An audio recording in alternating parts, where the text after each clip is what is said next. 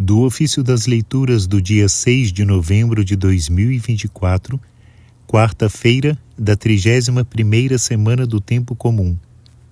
Da crônica dos Carmelitas da Antiga e Regular Observância nos Reinos de Portugal, escrita pelo Cronista-Geral da Ordem, século XVIII. Exemplo de vida cristã. Admirável foi este santo varão pelas muitas e especiais virtudes que cultivou, não só depois do divórcio que fez com o mundo, mas também antes de receber o hábito religioso. Na castidade foi sempre tão firme que jamais, em prejuízo desta virtude, se lhe conheceu o mais leve defeito. Forçado da obediência, se sujeitou ao casamento, que sem desagrado de seu pai, o não chegaria a evitar. Mas aos 26 anos ficou absoluto do matrimônio, porque a inumana parca pôs termo à vida da sua esposa na flor de seus anos. Entrou el-rei no empenho de lhe dar outra pessoa não menos digna de seu nascimento. Resistiu o invicto, condestável, descobrindo sempre o fundamento principal, que era o de viver casto. Na oração foi tão incessante que admirava aos mesmos que faziam por ser nela seus imitadores. Faltava com o descanso ao corpo para se aproveitar da maior parte da noite, orando mental e vocalmente. Depois de ser religioso, estreitou mais o trato e familiaridade com o Senhor, porque então vivia no retiro conveniente para poder, sem estorvo, empregar todas as potências da alma no divino objeto que contemplava. Na presença da soberana imagem da Virgem Maria, Senhora Nossa, com o título da Assunção, derramava copiosas lágrimas, e com elas, melhor do que com as vozes, lhe expunha as suas súplicas nas ocasiões que, para si ou para os seus patrocinados, lhe pedia favores. Exemplaríssima foi a humildade com que, fora e dentro da religião, serviu a Deus em toda a vida.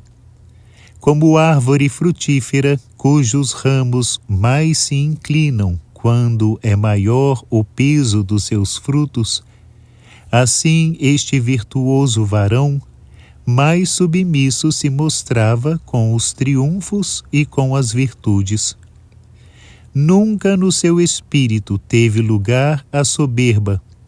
Antes, quanto lhe foi possível, trabalhou por desterrá-la dos ânimos dos que lhe seguiam as ordens e o exemplo.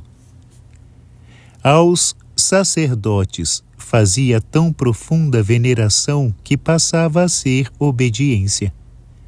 A um criado seu de muita distinção, que havia tomado o hábito da nossa ordem, assim que o viu professo e feito sacerdote, começou a respeitá-lo em tal forma que a todos causava admiração. Com o hábito religioso, adquiriu o irmão Nuno muitos hábitos de mortificação. O sangue que lhe corria do corpo, quando com ásperos flagelos o lastimava, também lhe diminuía os alentos. Mas ainda desta fraqueza tirava forças para, com pasmosa admiração dos companheiros, continuar em semelhantes exercícios até ao último prejuízo da vida, que em desempenho do ardentíssimo desejo que teve de a sacrificar a Deus, sempre reconheceu como trabalho e estimou a morte como lucro.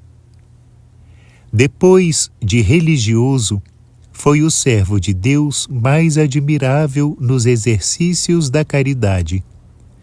Não se contentava com distribuir as esmolas pelo seu pagador, como no século fazia, mas pelas próprias mãos, na portaria deste convento, remediava a cada um a sua necessidade.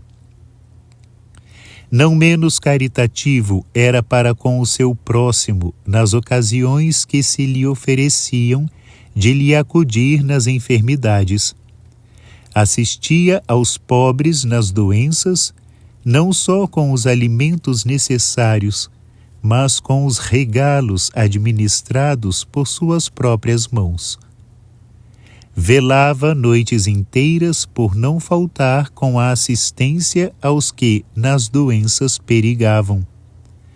Continuando o venerável Nuno de Santa Maria as asperezas da vida, sem nunca afrouxar dos seus primeiros fervores, chegou no ano de 1431, tão destituído de forças, que no corpo apenas conservava alguns alentos para poder mover-se. Entrando enfim na última agonia, rogou que, para a consolação do seu espírito, lhe lessem a Paixão de Cristo, escrita pelo evangelista São João. Logo que chegou à cláusula do Evangelho, onde o mesmo Cristo, falando com sua Mãe Santíssima a respeito do amado discípulo, lhe diz: Eis o vosso filho. Deu ele o último suspiro e entregou sua ditosa alma ao mesmo Senhor que a criara.